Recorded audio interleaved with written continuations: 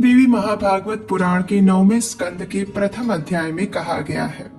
रास क्रीडादि देवी श्री कृष्णस्य परमात्मनः रासमंडल संभूता रासमंडल मंडिता रासेश्वरी सुरसिका रासावास निवासिनी गोलोकवासिनी देवी गोपी वेश विधायिका परमालाद रूपा च संतोष हर्ष रूपिणी निर्गुणा च निराकारा निर्लिप्तात्मा स्वरूपिणी।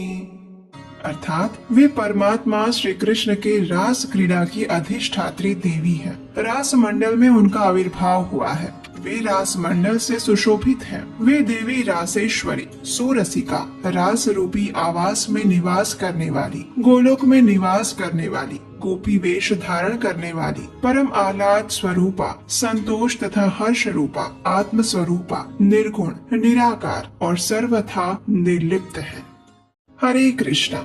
तो ऐसे राधा रानी जो अपने विशुद्ध प्रेम और सेवा से श्री कृष्ण को नियंत्रित करती हैं, श्री कृष्ण संसार को मोहित करते हैं, लेकिन राधा जी उन्हें मोहित करती हैं। इसी कारण से जिन्हें मदन मोहन मोहिनी के नाम से भी जाना जाता है। वैसे श्रीमती राधा रानी के आगमन से समस्त धरा पावन हो गई थी और इसका उल्लेख गर्ग संहिता के गोलोक खंड में किया गया है। तस्मिन् काले श्री राधिकाजी अवतारात् नदीनां जलम स्वच्छम जातम सर्वाणि दिशा प्रसन्नानि स्पष्टानि च अभवन् पद्मगंधा पूर्णः शीतल वायुः मंदम प्रवहति स्म। अर्थात उस समय श्री राधिका जी के अवतार धारण करने से नदियों का जल स्वच्छ हो गया, संपूर्ण दिशाएं प्रसन्न और निर्मल हो उठी, कमलों की सुगंध से व्याप्त शीतल वायु मंद गति से प्रवाहित हो रही थी। तो ऐसी निराकार आत्म स्वरूप जो अद्वितीय दास्य भक्ति और संपदा प्रदान करने वाली है, ऐसी श्रीमती राधा रानी का आविर्भाव दिन भाद्रपद के शुक्ल पक्ष की अष्टमी तिथि के दिन मनाया जाता है, जो इस वर्ष 11 सितंबर 2024 बुधवार को आ रहा है। इस दिन उत्तर भारत की समय सारणी अनुसार ब्रह्म मुहूर्त का समय है प्रातः 4:33 पर और सूर्योदय होगा 6:09 पर। अष्टमी तिथि प्रारंभ हो रही है 10 सितंबर मंगलवार रात 11:11 से और पूर्ण होगी अगले दिन 11 सितंबर 2024 बुधवार की रात 11:46 पर। इस प्रकार हम राधा रानी का आविर्भाव दिन यानी कि राधा अष्टमी 11 सितंबर 2024 बुधवार के दिन मनाएंगे। तो ये दिन हम कैसे मनाएं? यही प्रश्न आप सबके मन में उठ रहा होगा और आपके कमेंट्स भी हमें मिले थे। ऐसा ही प्रश्न एक बार शौनक मुनि के मन में भी उठा था, जिसका उल्लेख हमें पद्म पुराण से मिलता है। एक बार शौनक मुनि ने यही प्रश्न महामुनि सूत गोस्वामी से पूछा। उन्होंने कहा, हे अति बुद्धिमान प्रभु, किस कर्म के कारण मनुष्य इस भव सागर से मुक्ति पाकर गोलोक में जा सकता है, जिसे पार करना इतना कठिन है? ये हमें कृपा करके बताएं।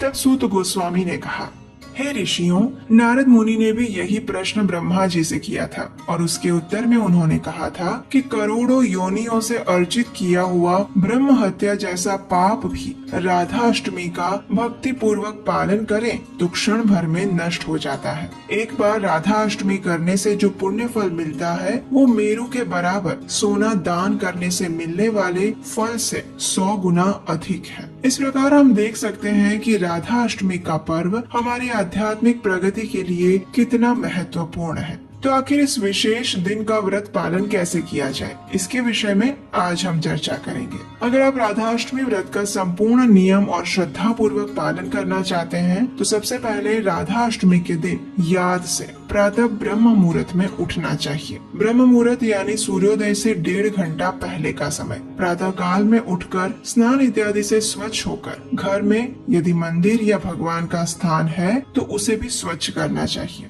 उसके बाद भगवान को जगाकर उन्हें कुछ भोग अर्पित करिए। उसके बाद उनकी मंगला आरती करिए। अगर घर में नहीं कर सकते तो नजदीक के किसी मंदिर में जाकर कर सकते हैं, और ये भी नहीं कर सकते तो ऑनलाइन भी मंगला आरती का दर्शन सुबह 4:30 बजे अवश्य करना चाहिए। उसके बाद तुलसी देवी की पूजा अर्चना करिए, उन्हें जल अर्पण करिए, उनकी कम से कम 3 बार प्रदक्षिणा करिए, उनके समक्ष बैठकर हरे कृष्ण महामंत्र का जप करिए। राधाष्टमी के दिन विशेषकर इस हरे कृष्ण महामंत्र की अधिक संख्या में माला का जप करने का संकल्प लेना चाहिए। और ये महामंत्र है हरे कृष्ण कृष्ण कृष्ण हरे हरे, हरे राम राम राम हरे हरे।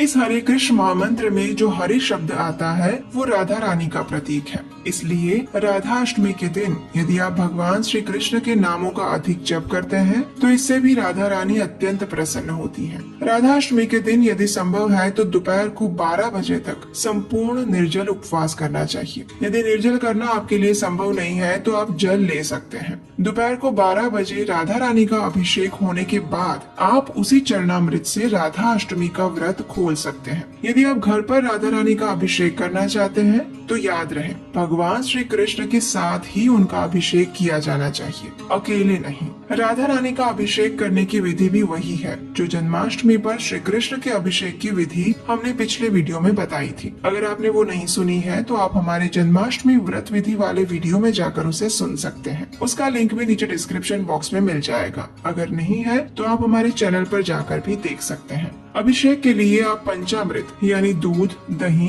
घी, मधु और जल का उपयोग करें और अंत में स्वच्छ जल से स्नान करवा सकते हैं। राधाष्टमी के दिन श्रीमती राधा रानी के लिए आप कुछ विशेष सात्विक भोग भी बना सकते हैं। राधा रानी को वैसे अरबी पसंद है तो अरबी के मूल या फिर उसके पत्तों से आप उनके लिए विभिन्न पकवान और व्यंजन बना सकते हैं। दोपहर को अभिषेक के बाद आप संपूर्ण दिन में एकादशी या फिर अन्न प्रसाद ले सकते हैं। उस दिन प्रयास करना चाहिए कि प्रमाणभूत स्रोतों से, प्रमाणभूत गुरु से अधिक श्रीमती राधा रानी के विषय में श्रवण और पठन करना चाहिए। राधा रानी को प्रसन्न करने के लिए आप इस दिन मुख्यतया 2 कार्य कर सकते हैं। ये ऐसे कार्य हैं जिसे करने से वे अवश्य ही आपके ऊपर प्रसन्न होंगी और आपको श्री कृष्ण भक्ति का अमृत रस प्रदान करेंगी। पहला कार्य है भगवान श्री कृष्ण के नाम का अधिक से अधिक जप करना। जहाँ भी भगवान श्री कृष्ण का नाम लिया जाता है वहाँ श्रीमती राधा रानी की कृपा सदैव बनी रहती है। इसलिए इस दिन संकल्प लें कि आप हरे कृष्ण महामंत्र की कम से कम